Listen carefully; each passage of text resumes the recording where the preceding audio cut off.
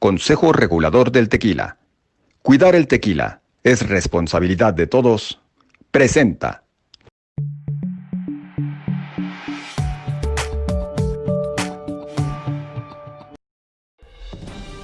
¿Tanto ruido confunde? ¿Qué o quién estará detrás? ¿Te atreves a abrir?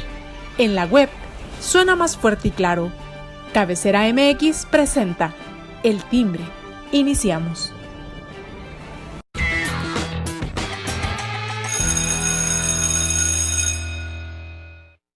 Muy buen día, amigos, feliz lunes, feliz inicio de semana y vamos a presentar el día de hoy esto que tenemos aquí en El Timbre, que pues hay varios temas muy interesantes, la visita de la primera no dama al Papa, tenemos el tema del COVID también, ¿no? ¿Sí es correcto? ¿Por qué la cara, Osvaldo? ¿Cómo están? Buenos días, buen lunes, buen inicio de semana. Pues es que ya no entiendo, o sea, es no primera dama, es no representante oficial, no es qué ¿Qué esta es? señora. Pero bueno, ¿Qué es? que me ¿Qué? digan. Salud mientras, con cafecito. Así es. Ale Gómez, buen día, ¿cómo estás? Hola, ¿cómo estás? Muy buen día. Yo creo que sí, como dice Osvaldo, más bien que nos digan qué sí es, qué representación sí tiene, ¿no? Porque no nos queda claro, está en todos los moles, está en todos los eventos, pero ella no es. Y quiere estar además. Carlos Reyes, ¿cómo te va? Muy bien, aquí esta mañana de lunes con cafecito en mano también, salud. Pues yo creo que habría que discutirlo, la verdad es que habría que ver si la representación diplomática es válida, si no es válida, y bueno, que nos digan, como bien dicen los compañeros, a qué sí se va a dedicar y a qué no, pero ya que nos digan. Que nos aclaren. José Ángel Gutiérrez, ¿cómo te va? Hola, ¿qué tal? ¿Cómo están? Bueno, tendríamos que acotar. La señora no va como una representación diplomática, va simplemente como la esposa del presidente. Ya otras esposas de los presidentes también habían tenido reuniones con los papas. Le encargaron que de una vez fuera buscando por ahí algunas piezas arqueológicas para la celebración del 200 aniversario y pues que le entregara una cartita al sumo pontífice, no digo ya que andaba por allá, pues que le llevara una cartita en la que le dicen que, oigan, pídanos perdón porque ustedes fueron gachitos, algo así. Para allá por 1500, ¿verdad? Algo así, algo así. Pero, pues, ¿qué les parece si antes de iniciar déjenme comentarles algo? Si tú eres mexicano, seguramente sientes orgullo cuando escuchas la palabra tequila y por ello debes saber que nuestra bebida nacional es denominación de origen y solo puede ser producida en 181 municipios de 5 estados de nuestro México. Conoce más en el Consejo Regulador del Tequila. Yo soy mexicano y el tequila es mi orgullo. Pues, ¿qué les parece si ya que estamos en tema, pues vamos dándole al asunto, ¿no? La señora Beatriz Gutiérrez Müller, ¿es o no es representante o acude como representante oficial, no es? ¿O qué es? O sea, que alguien me explique, como diría aquel de la televisión. Osvaldo. Pues, o sea, a mí me deja esa duda, ¿no? De que llega con protocolo de primera dama o de un representante de México cuando ella se deslindó desde un principio de su cargo honorífico de primera dama y sin embargo le gusta y aparece, ¿no? Constantemente en este tipo de situaciones. O sea, fue a Francia, ¿no? A una invitación ahí que para una lectura y todo el show y eso. Está bien, o sea, como la esposa del presidente, ¿no?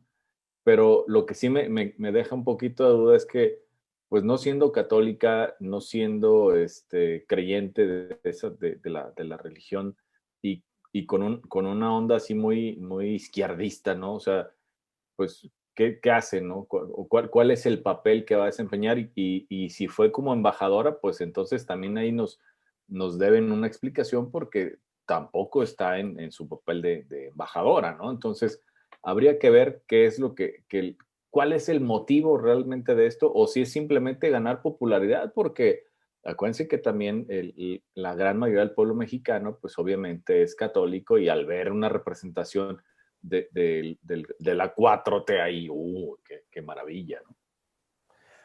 Carlos Reyes, adelante. Yo creo que todo lo que hace Andrés Manuel en equipo con la 4T, legisladores, intentando que algunos gobernadores se alineen, tiene que ver con el legado que tiene que construir Andrés Manuel. Eso es lo que más le importa.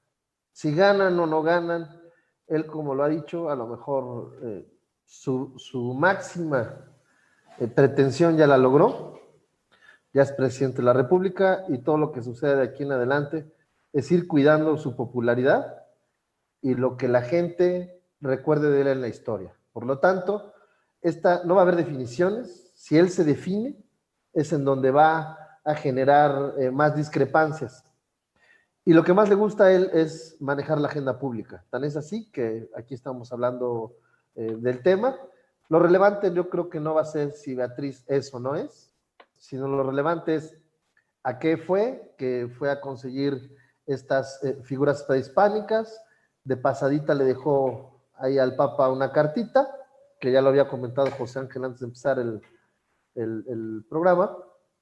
Pero lo trascendental es eso. ¿Hacia dónde va a llevar la imagen de la no o sí primera dama, de la no canciller de Relaciones Exteriores o sí, o representante del propio Andrés Manuel? Que estos resultados tendrán que ver totalmente con el legado de Andrés Manuel y no tienen ninguna connotación distinta, a mi parecer y en mi opinión, que no tenga que ver con su legado y con el 2021. Yo tengo una duda. O sea, mi duda es, ¿por qué firmó en 8 de octubre del 2021 ahí en Francia? O sea, ¿nos perdimos de algo en el camino? O sea, ¿tan rápido pasó un año? O sea, hace un año de aquí a Francia, no sé. No sé si alguien me puede explicar por qué Chabelita firmó así. Pues la distancia es larga, Osvaldo, ¿no? La distancia es larga entre México y Francia, ¿no? Pero como para que sea Sí. Casi un poquito más de... ¿Qué es un año o menos? Pues un poquito más de un año, porque, pues, o sea, 8 de octubre del 21. Pues sí, ¿verdad? Sí. Ya está un poquito delicado el asunto ahí. Sí. Digo, no sé. O a lo mejor fue en plan de broma, pues, porque ya es que llegó allá disfrazada de Chabelita al Vaticano. Dije, pues no sé, a lo mejor era su cotorreo agarrar eso. Ah, qué caray. Bueno, Ale Gómez, bueno, el Papa puede recibir a cualquier persona que así lo solicite, ¿no? En audiencia, en este caso audiencia privada, ¿no? Sí, digo, yo creo que definitivamente sí, aunque seguramente no recibe a cualquiera, ¿no? Ella es la esposa de un presidente, digo, cumplió con todo el protocolo, todas las medidas, aunque pues ha sido ya seriamente criticada justamente por el atuendo. Pero a mí me parece como más lamentable, pues el contenido de la carta que entregan, ¿no? Es un tema que ha venido siendo recurrente con el presidente de la República, esto que quiere que le pidan perdón o que le pidan perdón a los mexicanos por lo que se hizo hace no sé cuánto tiempo, pero me parece que es un tema que solamente nos va a generar un poquito de bla, bla, bla, de polémica, pero que en el fondo pues no implica absolutamente nada y creo que nos pone más como, pues no sé si en vergüenza, el decir vamos a entregar una carta para esto, ¿no? Creo que hay otros temas de los que pueden hablar con el Papa que a lo mejor pueden tener más trascendencia para nuestro país que el pedirle pues que se disculpe por algo que ocurrió hace 500 años. Oye, ¿no habrá pedido el presidente perdón por haber tomado la catedral en aquella ocasión? José Ángel, ¿qué nos dices? A ver, tendríamos que irnos por partes. En principio, el Papa, en efecto, no recibe a cualquier persona en una audiencia privada. Tienen que ser de cierto rango y principalmente cuando se trata de visitas de Estado, que aún siendo la primera, bueno, no la primera dama, pero sí la esposa del presidente, no le gusta que le llamen la primera dama porque lo veía muy ostentoso, pero ya le comienza a gustar. Pero bueno, por supuesto que sí, el Papa la recibe como la esposa del mandatario mexicano, máxime que va también con una representación que se le confirió por parte de para entregarle al Papa una carta y también a su vez para solicitarle que coopere con piezas arqueológicas para las celebraciones de nuestro país del próximo año. A ver, yo quisiera más bien sí detenerme también en la carta, como mencionaba Alejandra, el hecho de que se le exija a la Iglesia Católica que pida perdón por los excesos, así como lo hicieron con España, y así como pareciera que López Obrador está queriendo que de todas partes le pidan perdón a México, pues nos invita a ver esa figura de un personaje que sigue tratando de llamar la atención como quien tiene la autoridad moral para exigirle a cualquiera lo que quiera y a la hora que él quiera. A mí me captó la respuesta que hoy le dio el obispo de la diócesis de La Paz, Miguel Ángel Alba Díaz.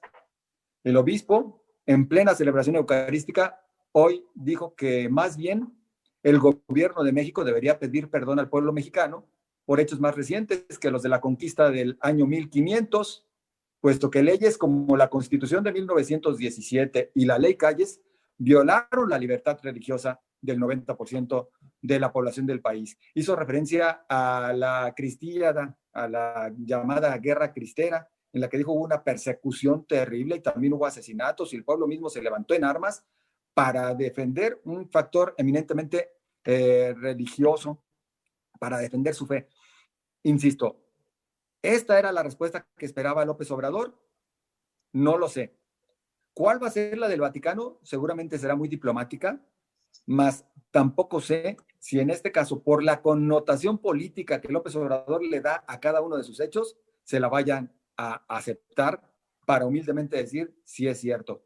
Perdónennos, insisto, porque lleva una enorme connotación política, como todo lo que realiza López Obrador, porque él sigue en campaña y así lo veremos los próximos años todavía.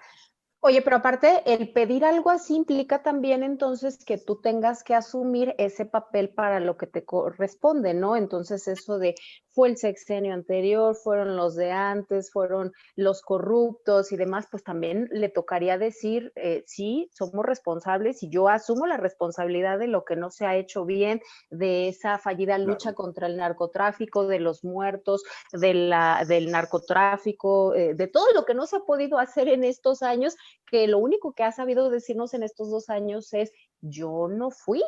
Entonces, pues, con la misma vara que mides, debes medirte, ¿no? Claro.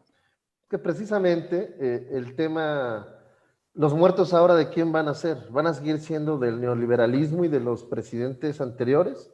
Los muertos de este sexenio deben de tener nombre y apellido como todos los demás.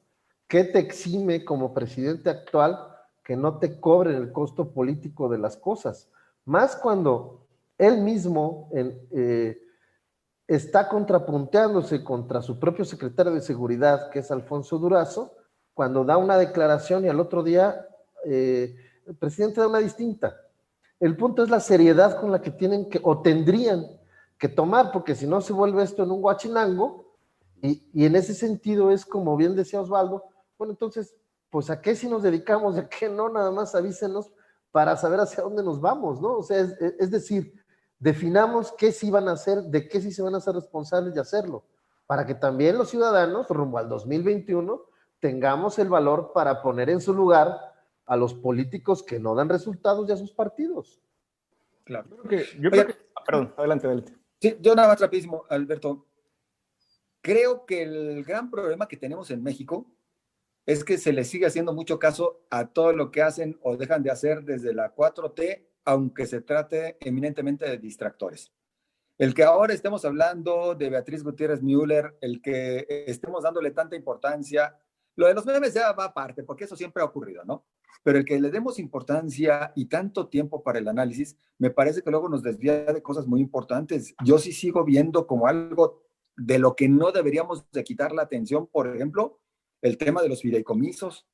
Esto sí es terriblemente delicado porque no sabemos siquiera si ese recurso va a ser bien utilizado y si se va a poder recuperar para los objetivos en los cuales era destinado. Independientemente de que habían abusos, de que habían excesos, esos castígalos, persíguelos, pon candados y dale para adelante. Pero, ojo, nos distraen con tantos temas a la vez que al final nos olvidamos de los que sí son delicados, como este de los fideicomisos y otros tantos que podrían venir en próximas fechas. Es que José Ángel, hay que ponerles atención a esos detalles.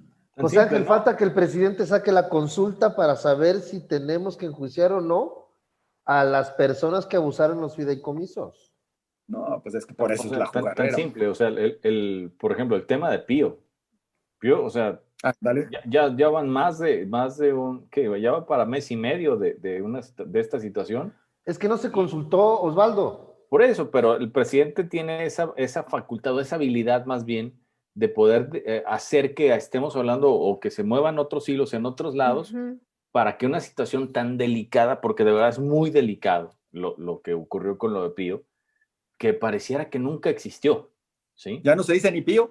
No, o sea, lo decíamos una vez que entrevistábamos ahí en la ADK a un comisionado de derechos humanos, yo le preguntaba que si los delitos de naturaleza de estos grandotes tenían caducidad, y me decía que no, que esos delitos se heredaban a otra administración. Entonces, lo mismo pasa con los delitos como, por ejemplo, los 43 de Ayotzinapa, ¿no? Que también es que eso se le cargaron a Peña Nieto, pero como Peña ya no es el presidente ahora, el que toma esa responsabilidad es López Obrador. Pero curiosamente, entonces ya no, si se acuerdan que dijo que esos delitos ya no eran delitos de Estado, o sea, que ya pasaban a otro término, pues tan fácil, ¿no? Para limpiarse las manos, como le gusta tanto hacerlo y como le encanta, pues para poder desviar la atención. Yo creo que eso es una de las cosas que deberíamos de hacer, al menos levantarnos y el primer tuitazo del día tendría que ser, oigan, ¿y Pío? O sea, ya dijo algo como para crear a lo mejor una tendencia y yo creo, a ver si en algún momento de la vida dice. Es más, déjenlo hago ahorita. Ándale. Tres cosas. Una, yo creo que hay un grave, ya por lo que decía Carlos, creo que hay un grave problema de comunicación y lo hablábamos el viernes en el programa. Hay un grave problema de comunicación entre el presidente y todos sus funcionarios, porque el presidente dice una cosa y los funcionarios dicen otra. Dos, creo que el efecto de las mañaneras o el sentido de las mañaneras es eso, ¿no? Marcar la agenda en cuanto a lo que es lo que el presidente quiere que se llame, ¿no? Que se hable, que se le diga y que lo deja pues para que los medios de comunicación y redes sociales y demás pues hagan lodo con toda esa información. Y tres, creo que el presidente no ha podido o no ha debido, o no ha tomado con responsabilidad la función de que pues es el presidente y es el que tiene que dar respuesta a todas las circunstancias y situaciones que se viven en nuestro país. Pero bueno, eso es lo que tenemos en nuestro gran México, lindo y querido. ¿Algo más que quieran agregar o aportar al tema, Ale? No, pues yo creo que ya ni siquiera vale la pena, ¿no? Como seguir hablando de esto, como bien decía pues José Ángel y los demás compañeros, pues hay otros temas más importantes, más interesantes y que por supuesto nos tienen que poner en el ojo, como ese tema de los recursos, el tema de la pandemia, todos estos temas que sí nos generan alguna afectación a nivel personal, a nivel local, familiar, más que pues lo que siga haciendo, dejando de hacer la señora primera dama, no dama, o como queramos llamarla. Definitivamente el tema tiene que ver de lo que va a suceder, lo que decíamos hace meses, que empezamos con el tema del timbre, ya en vía online, todo va a tener que ver respecto al 21 y desgraciadamente quienes son los que están pagando los platos rotos, pues van a ser los ciudadanos. Todos, ya no solo los de a pie, como se le denomina en algunos momentos, sino que realmente todos los ciudadanos estamos viviendo una situación bastante compleja con la pérdida del empleo. Hoy estaba leyendo los medios, que aunque se dice que son un poquito más de 1 millón los perdidos en esta pandemia, se habla que en la realidad son más de 6 millones. Entonces, es ahí donde está lo preocupante. Muy bonito que vayas a París, muy bonito que vayas a ver al máximo pontífice, pero ya están creciendo nuevos frentes, este frente de Sí por México, que en teoría va respaldado por empresarios, ya se le empiezan a abrir más frentes al presidente. El presidente debería, y sus asesores, tomar en cuenta que esto está pasando por alguna situación que no están controlando y que está haciendo que su agenda pública, a pesar de que sigue con las mañaneras buscando mantener la agenda, pues ya también son temas de reacción. Adelante, José Ángel. A ver, esta parte de lo que menciona Carlos, a mí me parece que justo es lo que más le conviene al presidente. Están surgiendo tantos grupos muy diversos que se oponen por algún motivo específico a la 4T que terminan fortaleciéndola. Tenemos por un lado Frena, tenemos a Sí por México, tenemos a un grupo de exgobernadores del PAN, tenemos a Alternativas por México, que también tiene que ver con empresarios que quieren lanzar por lo menos 100 candidatos a nivel nacional a puestos de elección popular, generando nuevos liderazgos. A ver, hay tantos, y cada quien por su lado, que al final de cuentas lo que logran es eso, hacerle el gran favor a la 4T con miras al 2021. El voto opositor se sigue disgregando, se sigue dividiendo. Ahora pareciera que todos estos se están convirtiendo en satélites de Morena, como en su momento fueron los partidos pequeñitos para el revolucionario institucional.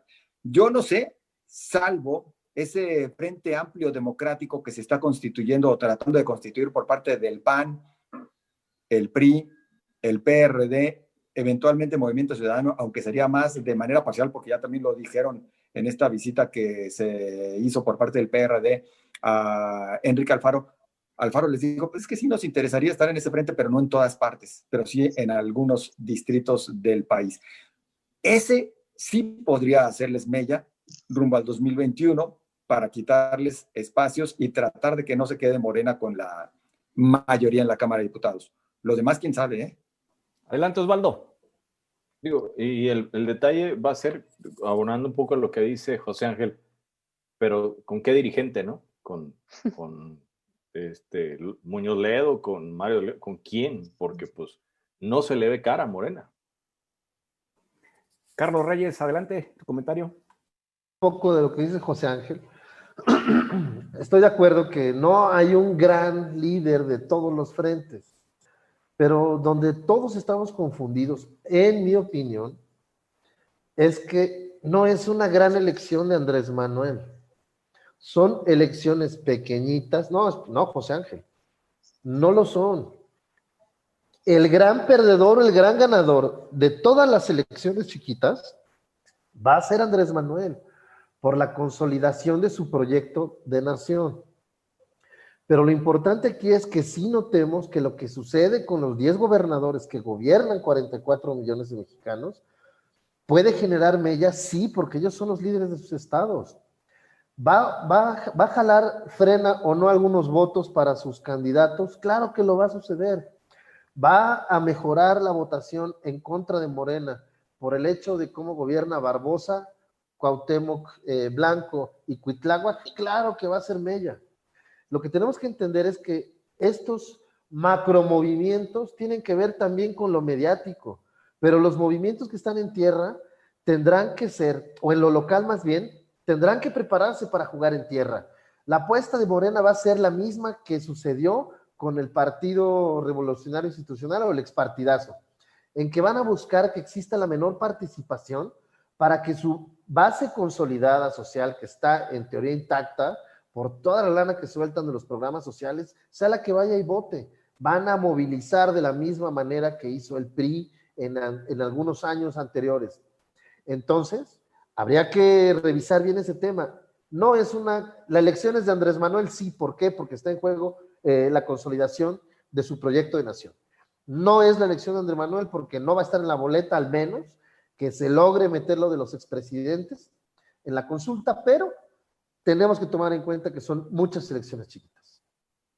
Yo creo que al final de cuentas también es un tema de Morena. Creo que el peor enemigo que tiene Morena al final de cuentas son ellos, porque no se acaban de poner de acuerdo, y eso es lo que quizá le puede llegar a generar un desbalance, pero la verdad es que tienen mucho colmillo las personas que están ahí, y esto de estar generando pues o que se sigan generando como más movimientos pequeños, pues sigue disgregando la posibilidad de que se diseminen las opciones, y entonces sí llegar ellos. Hay muchos que ya anticipan que sería pues preocupante, bastante preocupante, que ellos en la próxima elección sigan teniendo mayorías en el Congreso de la Unión, en el Senado, porque podemos ver cualquier cosa, ¿no? Ya algunos partidos incluso han hablado de que, pues si a Andrés Manuel López Obrador se le ocurre que pues para el 24 se quiere quedar, pues a lo mejor en el Congreso, si ellos siguen teniendo mayoría, pues sí, lo van a hacer. Creo que lo más preocupante de eso es lo que puede pasar será una elección obviamente pues determinante, pero lo preocupante realmente es lo que vaya pasando justamente, ¿no? Sí, aquí hay que anotar un poquito también el hecho pues, de las cuestiones, como decía hace un momento José Ángel, las cuestiones de la economía, ¿no? Cómo le ha pegado a todo mundo. El presidente dijo, no hubo mortandad empresarial pese a la crisis por el coronavirus, ¿no? A lo mejor no, pero hay muchos Walking Dead, ¿no? Hay muchos zombies que están navegando y que están viendo cómo van a sortear esta situación. Entonces, si seguimos, como lo dice Alejandra, en esta situación en el que al rato tengamos una mayoría avasallante en el Congreso, pues lo decíamos, cualquier cosa que se le ocurra al presidente va a ser ley.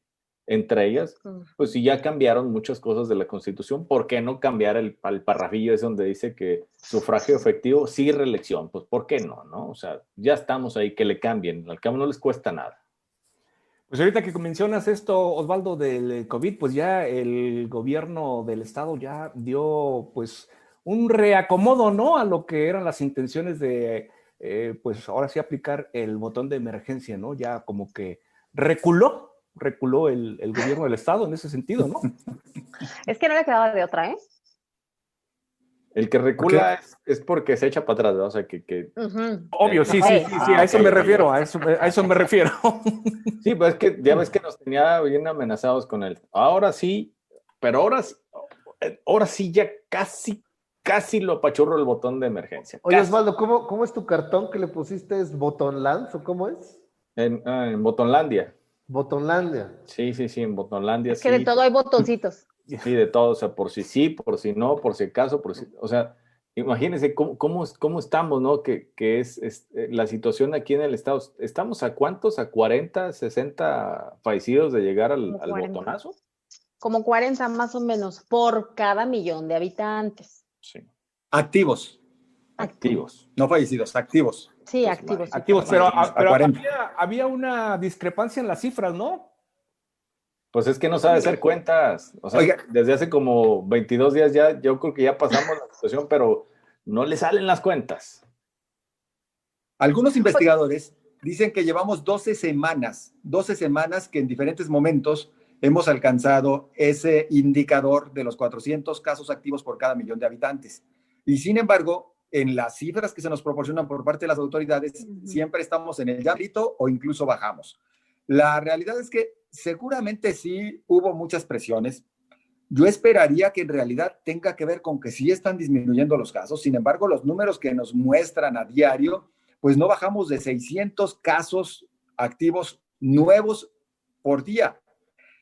No sé entonces de dónde estamos sacando que no hemos alcanzado esta cifra. Sí entiendo la situación, pero la verdad es que como habían planteado o replanteado este botón de emergencia, no venía tan agresivo y sí podría haber llamado un poquito a la conciencia de la gente. El decir vamos a cerrar comercios a las 7 de la noche, cerrar también algunas industrias a las 7 de la noche, el no abrir comercios y bueno, en general muchas de las actividades y hasta reducir el transporte público al mínimo posible durante los fines de semana, yo creo que sí nos hubiera dicho de que, oigan, si estamos en una alerta, pero pues no nos animamos cuando en realidad eso no hubiera impactado tanto a la economía y sí a la conciencia de los ciudadanos, que es lo que menos tenemos en este momento. La verdad es que todo está de burla, ¿eh? Ayer yo fui, por razones de extrema necesidad, a la hermana República de Tlajomulco de Zúñiga. Me asusté.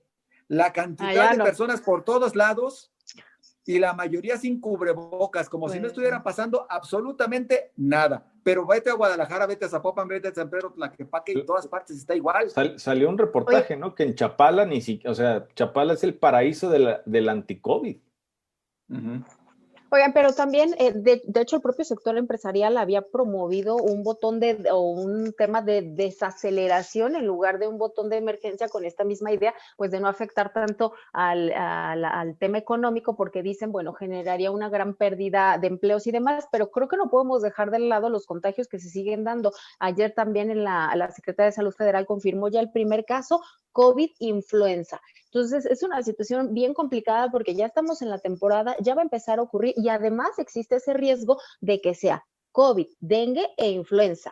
Esperemos que no se dé, pero el riesgo existe. Entonces, imagínate tener una o dos de estas enfermedades juntas. Digo, hasta el momento se han reportado muy poquitos casos en Jalisco, apenas llevábamos 14, pero existe ese riesgo y obviamente los síntomas y la gravedad y todo lo demás será mucho más complicado. Entonces, pues sí debemos de hacer nuestra parte, pero también los ciudadanos, ¿no? No es nada más lo que haga la autoridad, sino la responsabilidad. Y sobre todo que ha habido gente que, pues, que se sale de ese área de afectación o de vulnerabilidad, ¿no? Ya son jóvenes los que están padeciendo ya estos problemas del COVID. Sí. Y algo bastante importante es que ya... Sí, Carlos. Algo importante es que ya no son casos alejados, ya son casos que están dentro de nuestros círculos cercanos. En mi caso, que tengo muchos conocidos en Tlaquepaque, muchos ya están posteando imágenes de personas que nosotros también conocemos en la familia, que tuvimos interacción con ellos en algún momento de la vida, y realmente nos damos cuenta cómo sí están falleciendo ya los círculos más cercanos a nuestros amigos y familiares, ¿no? Sí. José Ángel. Oigan, y a propósito de lo que mencionaban del primer caso COVID-influenza, para colmo, ya sin vacunas, porque se acabaron a nivel nacional las vacunas para la influenza. Las 300,000 que habían llegado a Jalisco volaron. Dicen que porque el personal de salud y personas de grupos de riesgo fueron por ellas muy rápido, pero ya se acabaron. Otro punto a tomar en cuenta, la falta de medicamentos en diferentes ámbitos y en este caso de vacunas. Para la influenza sí, pero ¿qué tal? Y lo menciono rápido nada más porque estamos en temas de salud. El desabasto de medicamentos para el cáncer, tratamientos para el cáncer, en los que, por cierto, dicen que hasta abril más o menos se van a recibir. O sea, no estamos bien en temas de salud. No, nos ha fallado. Tenemos ya rato con lo del dengue, que es algo que no se ha podido controlar. Y bueno, pues esto es cada vez más. Sí, Carlos, tu comentario. Algo, solamente para finalizar, algo difícil de todo el tema del COVID ha sido el cambio de la manera en cómo nos lo exponen en la comunicación los gobiernos, el que sea de cualquier estado. En teoría debería ser tan simple como sumar personas infectadas, sumar desgraciadamente los fallecidos, sumar el número de pruebas y entonces sí decirnos, oye, así va el tema. Pero entonces todo el mundo empieza con su semáforo, con su estadística, con si son por 100 millones de mexicanos o entre cuántos o entre 1 millón. Entonces, esta falta de claridad en los números, y vemos estadísticas que nos comparan internacionalmente con otros, es lo que a lo mejor también nos hace complicado y dejamos de creer en qué va a suceder. Pues es lo que hemos tratado el día de hoy con todo esto del COVID y demás cosas que hay. Pero déjeme comentarle que de muchas cosas podemos estar orgullosos los mexicanos y seguramente entre ellas está el tequila, uno de los grandes íconos de nuestra mexicanidad. Hoy el tequila está presente en 120 países en el mundo, pero afortunadamente al ser denominación de origen solo puede ser producido en 181 municipios de 5 estados de nuestro México. Si quieres más información sobre nuestra bebida nacional, acércate al Consejo Regulador del Tequila. Yo soy mexicano y el tequila es mi orgullo. Gracias a ustedes por este día. Osvaldo, Carlos, José Ángel, Ale, muchas gracias. Que tengan un buen inicio de semana. Hasta el miércoles. Consejo Regulador del Tequila. Cuidar el tequila es responsabilidad de todos. Presentó.